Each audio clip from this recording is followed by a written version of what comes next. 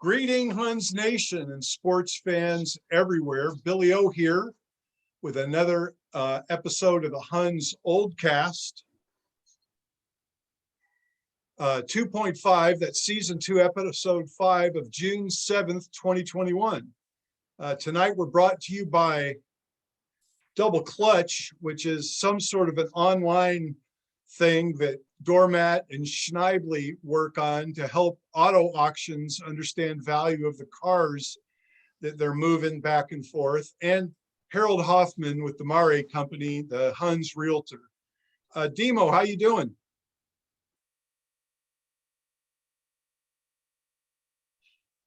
Demetrio, you there, brother? Good. How you doing? Yourself? Doing good, man. CJ, how you doing? Hey guys, yeah, I'm doing well. We're getting ready for this Team Sevens meeting, so to speak. So yeah, I'm doing good. How you doing, Bill? I'm doing good, man. It's been a good day for a Monday. I've enjoyed watching that really shitty hot phone video of you guys up in Dallas over the weekend. It was funny. He was cooling his phone with a beer. So let's start with sevens. The Huns, with 1 week of training, went up to Reds and took their home championship, the Lone Star Championship, in overtime. Tell us a little bit about that day, CJ. Yeah. So the fellas, again, like you said, we've only been together for about a week. We've essentially put together a group of guys between the collegiate scholarship winners and then some of the backs and a few of the forwards from the 15th season. And yeah, honestly, just went down to Dallas with 2 teams and had a hell of a day, to say it. Also, thank you, Heller, for recording that match. I know he went through quite the paces to get it recorded, but I know a lot of people wanted to see that final. But yeah, I guess the day in itself, the tournament itself, it was a great day. The rain held off. We ended up getting 5, 6 really strong wins in. I think it's going to be a good season for Huns Sevens. The D2 side did pretty well also, didn't they? They did very well, very well. It's an oval ball, so sometimes it bounces the wrong way. But D2 was a couple of bounces from going to that final championship as well. Well, I watched the game and I was thrilled, man. I tell you, absolutely thrilled. I want to recognize our coaches. We have Adam Scheidler, who was our 15s coach, and we brought in Jake Lieberman, who is a Huns former player, a Huns former 7 coach, took us to nationals, I'm told, in 2016, 2017. He's been a coach at UT, and I'm probably going to mispronounce this, but he was a wing on the Maccabi silver medal winning team in 2001. So, that's pretty impressive. And it's great to have him back into the coaching fold. And on D2, we got Ryan Borowski, who skipped the weekend. I don't know if he had honeydew duties or something, or I don't know what was going on with him. And we got the Wellborn brothers helping him out, who led the way on the weekend. So I know you guys love sevens. The backs all love sevens. You got some big plans this year, big hopes, don't you? Yeah, some really big plans. Obviously, we're looking forward toward the national festival, but a lot of guys have some specific goals. Myself, looking to crack back into the national side. The Olympics didn't pull out this summer, so I mean, nothing but time and effort to grow. I know Red, who is a forward but playing sevens, is still looking to crack the AG's roster, and then a couple of guys looking to prove the best they can. 3 or 4 guys are going back to college after this. They're looking to crack their varsity side for their university program. So, yeah, this is all looking forward to being just an amazing season of best for us.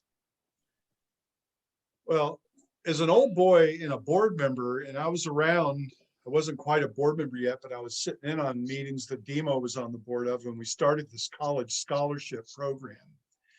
And if you start counting the number of players we've gotten from the college scholarships that have played for us and stuck around, Vandiver, Cesar, Gupner, I'm sure many, many more. Who am I missing, Demo? I mean, there's plenty of guys. Shamal, that's right.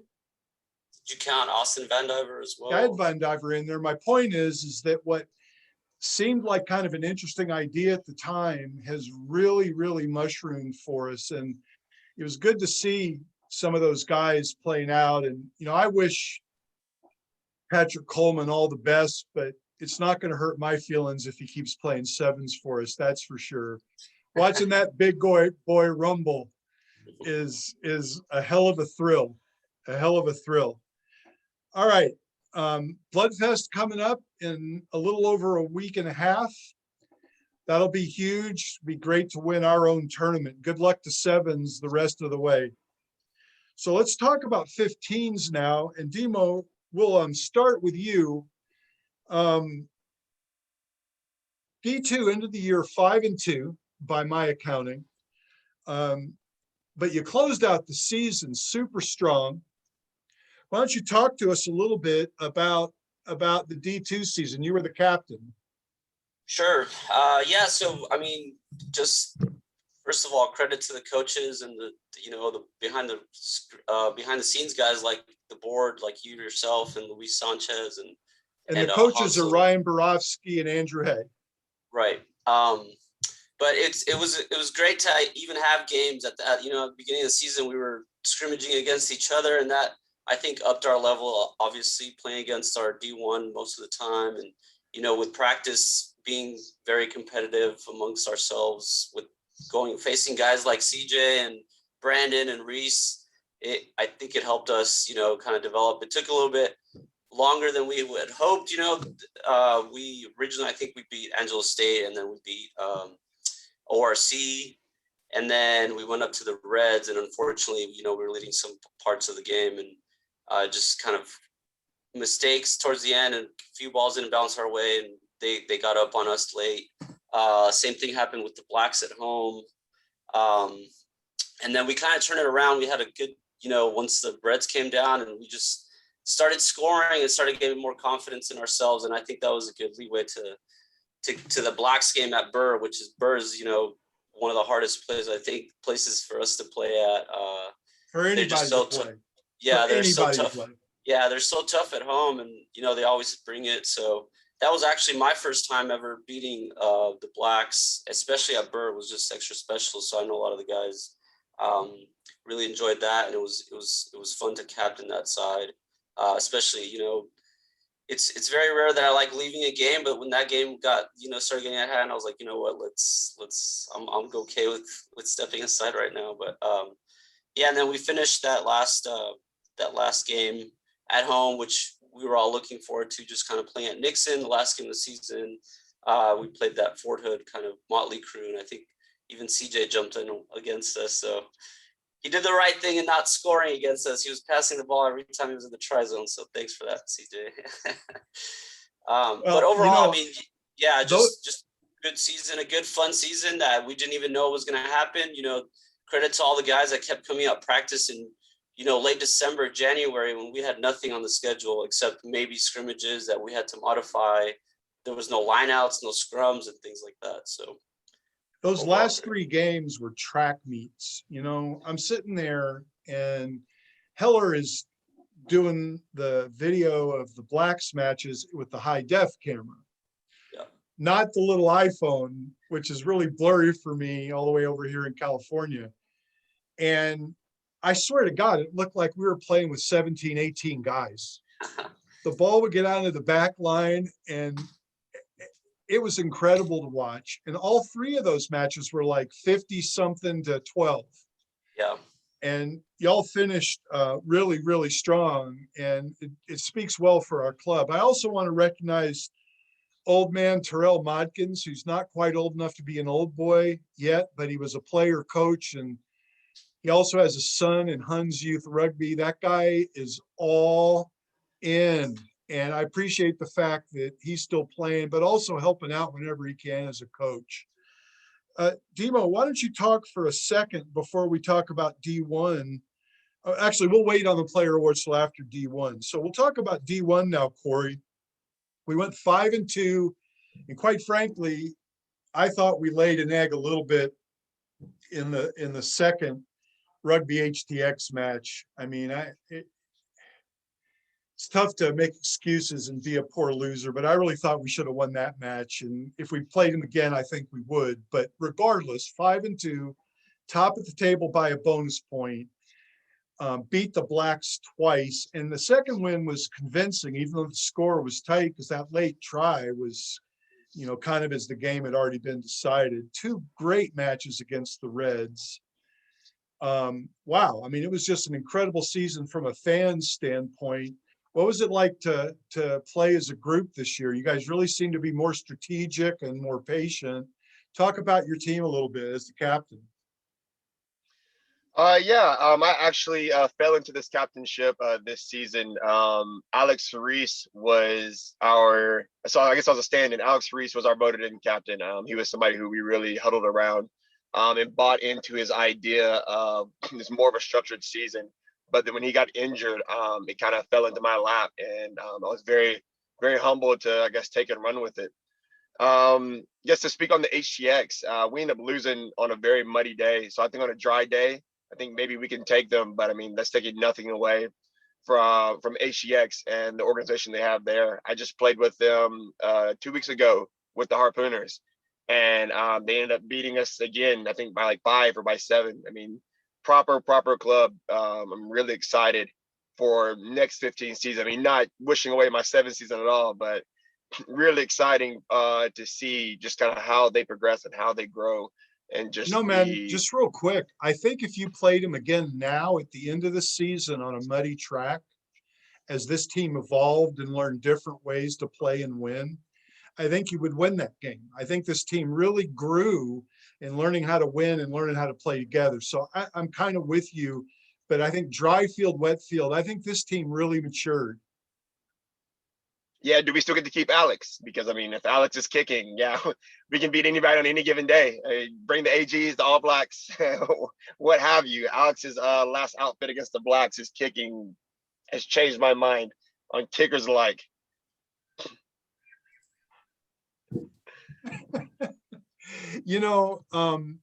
I was talking about this with Brian Wellborn in a Huns history video that'll get posted hopefully in a couple of days. And no matter how good you are, when you're playing a really tough team, it often seems to come down to a big kick because the games are just that tight. And, the Huns over the years playing the top D1 competition have always been a little undersized, a little less experienced, and we didn't have the kicker perhaps that some of the other clubs had. Not to say we didn't have a good kicker, but we didn't have a great kicker. And watching that game, I thought we were strategic, especially playing at Burr.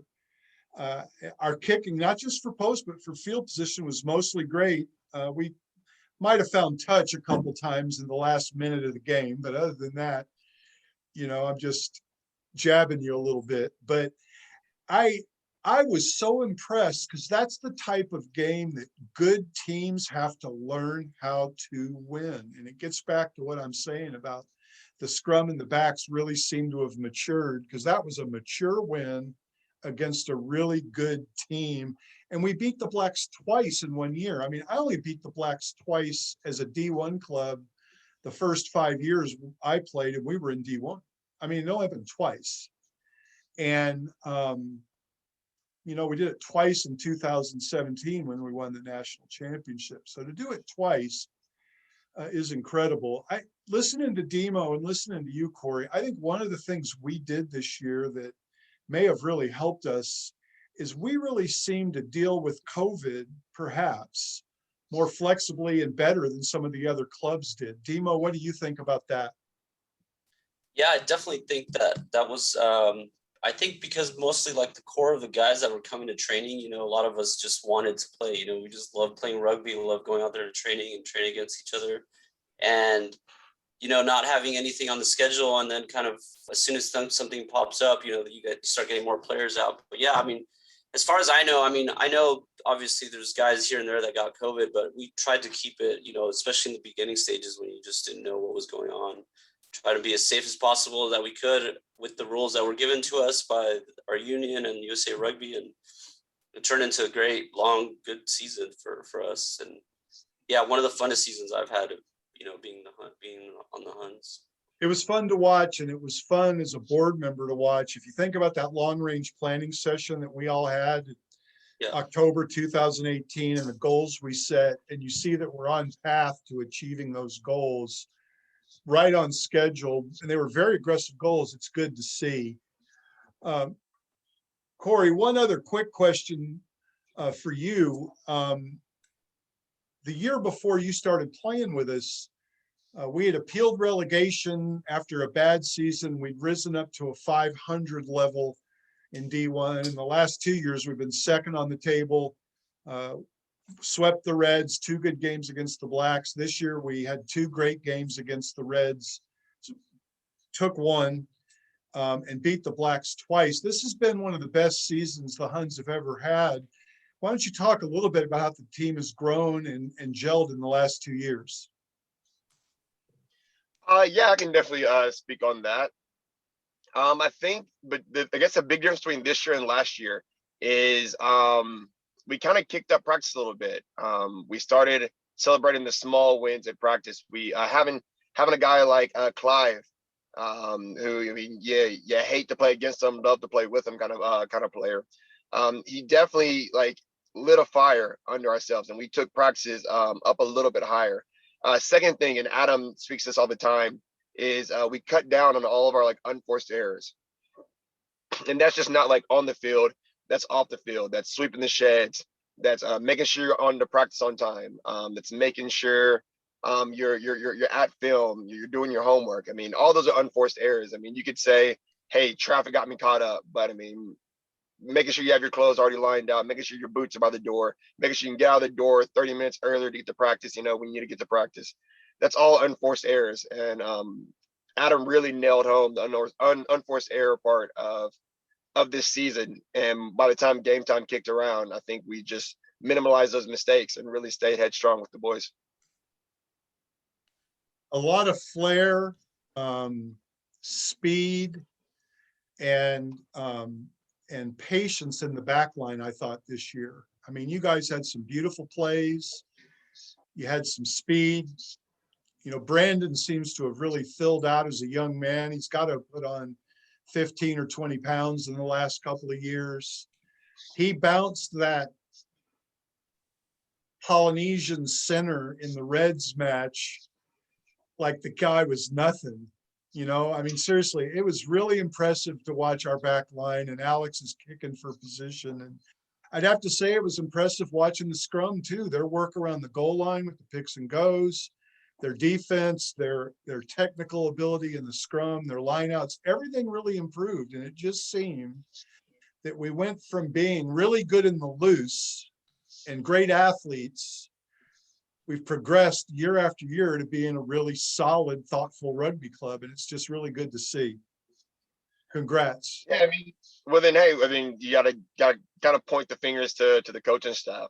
I mean, obviously we know Adam does a phenomenal job year in, year out, but thinking of the forward pack, was it Jack? Yeah. Is it Demo? Yeah, we had Jack come down. I mean, That's Jack Bloom, Huns legend, Hall of Famer, owned Nasties for 30 years, the Huns drinking establishment that's now closed. He came out near the end of the season, and you got Brian Welborn, right? Yeah, him and Welborn, they kind of tag team the scrum, the lineouts, and I mean, you could watch our very first game to our very last game, and it's poetry in motion. Like I was so incredibly happy and satisfied with just the effort that our forwards put in. Like it made the back line on D2 and D1 just so much easier, knowing hands down you're going to win something, so that you can set up whatever you're setting up in the back line. It just makes the day so much better.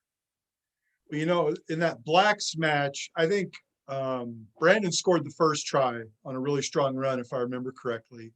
And I think the second try was one of those trains at the goal line that takes like 5 minutes to go a yard and a half, in like 10 possessions. And they just jammed it in. And you could see the air deflate out of the Blacks a little bit right then. They played the rest of the match chasing us. And I tell you, for decades, every match we've ever played, we've chased the Blacks and have sort of run out of gas at the end. And this was exactly the opposite. So from a from an old man standpoint that's watched a lot of Huns Blacks matches over the years, those games are not flukes. Those were hard-earned wins, and it is always good to win at Burr. Demo, why don't you talk to us for a minute about this year's player awards? Who won what? And these are voted on by the players, right?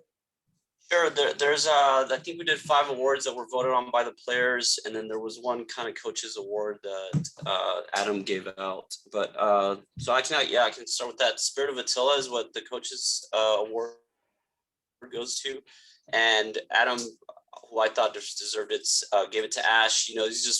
Ash Todd's one of those guys that comes in with good attitude. He's a smaller guy, but he's always willing to stand in front of anybody to try to tackle him, and just the right attitude that we want, just to help out wherever he can, whenever he can, always has a good smile on his face. So a good guy to give that to, I thought.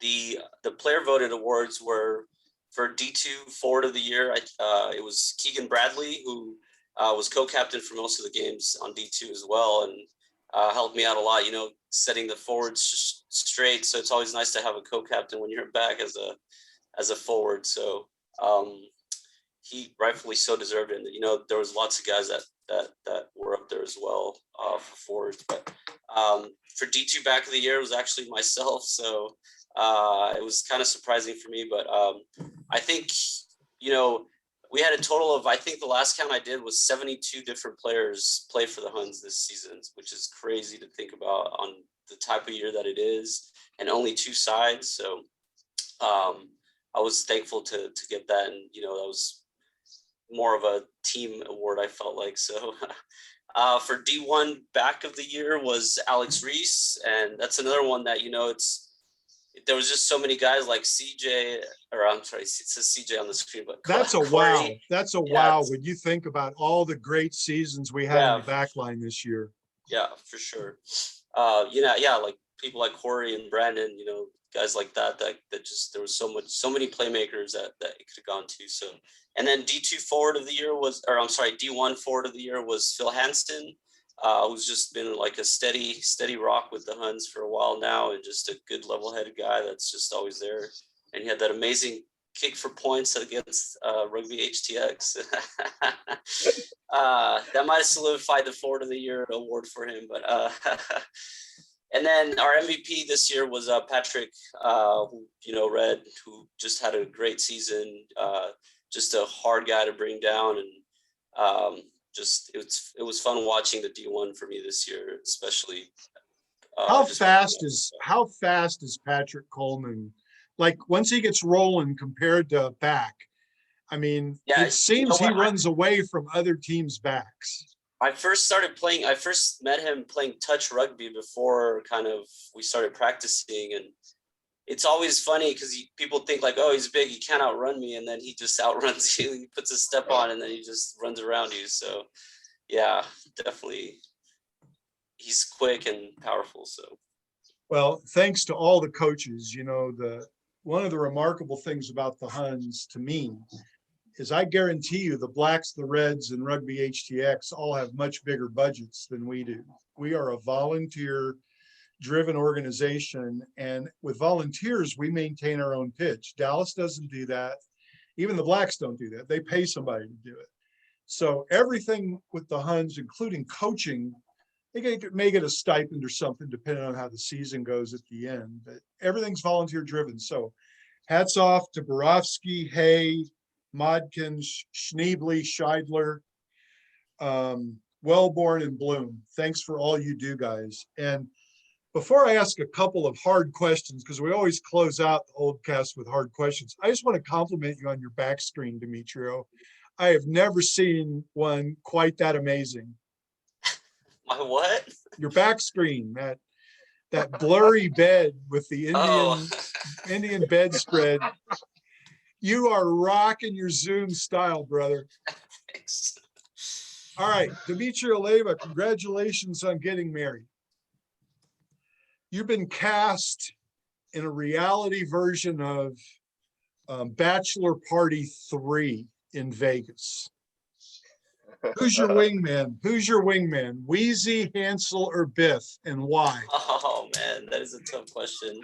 I'll get in more trouble if I don't say Biff, so I have to say Biff regardless. So, so I'll say Biff. Why is Biff? Why is Biff your best wingman? Well, he's probably a little bit nicer to me than Hansel or Wheezy, so I guess I'll say that. All right, inquiring minds want to know. I think that's all I'm going to get out of him. Corey, how the fuck does Alex Reese win man of the match with those big boy kicks against the Blacks and then lose the boat race?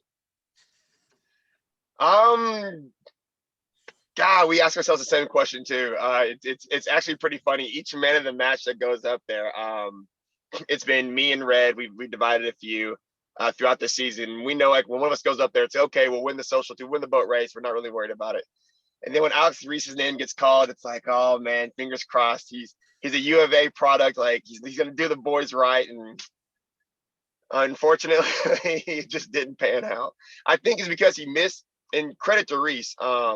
Won back of the year for D1 and missed, I think 3, maybe 4 matches or 2, maybe 3 matches this game from injury. So like credit to him, a phenomenal job, phenomenal player this season. But I think maybe he just missed a couple of socials, and you got to be able to practice.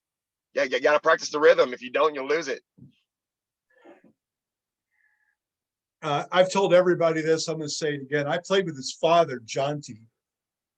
Jonty never lost a boat race in his life. I guarantee you that. They still have Eeyore's birthday party, right? In Austin. It's on a Friday, right? Usually, yeah. So sevens wasn't a huge deal back when I played. There were maybe a couple sevens tournaments. There was no like collective championship. And San Antonio sevens was the Saturday after Eeyore's birthday party. So we had it all lined up that we'd meet at the intramural fields and go, and Johnny didn't show up. So we had to go bang on his door, wake him up, throw him in the bed of a truck, drive to San Antonio, give him a warm beer and a cigarette as his pregame routine, and go out. And I was playing with him and some guys from New Zealand on a team called the All Wankers. And we actually won the game. So his dad never would lose a boat race. I'm sure he's proud of his son, but mortified at the same time. All right. Anything you guys want to say before we close? Really appreciate you. Thanks for being Huns leaders and great players. Demo, you got anything else? Yeah, I just want to second your thank you to the coaches, and Adam, rightfully so, gets a lot of the credit, but obviously, guys that directly coached D2 this year, Ryan, Andrew, and Terrell, and obviously Brian and Jack helping out with the forward stuff. Just want to say thank you to them again. Corey?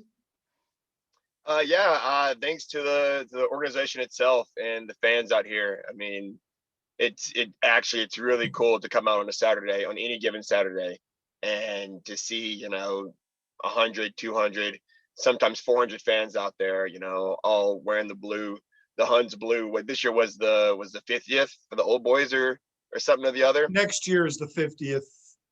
Next year, We're creeping up on it. It was just really cool this was my first year meeting all the old boys, shaking a few hands. So just from top to bottom, the oldest boy to the youngest mate on the team right now. Thank you for everything you've done, and keep supporting the Huns.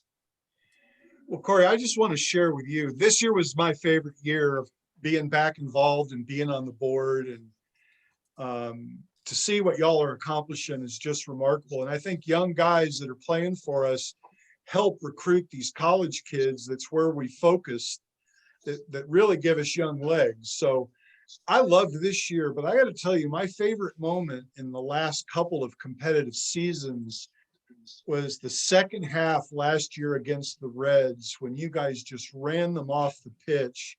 And then the next day you posted this like mad streaming social media post. I'm a fucking Hun. That was awesome. That was the greatest victory in the history of Earth type of post. And I was like, that dude has got it now. He's got the blue in his veins. He even closed with like, once a Hun, always a Hun or something, man. So keep that passion going, because I think that's what makes the Huns special. You played on a lot of teams, I would think, Corey. The Huns brotherhood special. Would you agree with that? Oh, very, very immensely.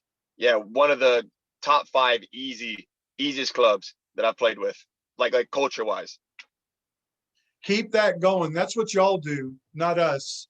Thanks for taking a few minutes to talk with me on an old cast. I'm going to try and get Doormat to start posting some of these on YouTube and push away some of our older content there. And I want to have you guys talk to some of these college kids that are not quite good enough to make it to MLR, but are still really good rugby players looking for a D1 place to play. I think the Huns in Austin are a great place to come, and we can help them out.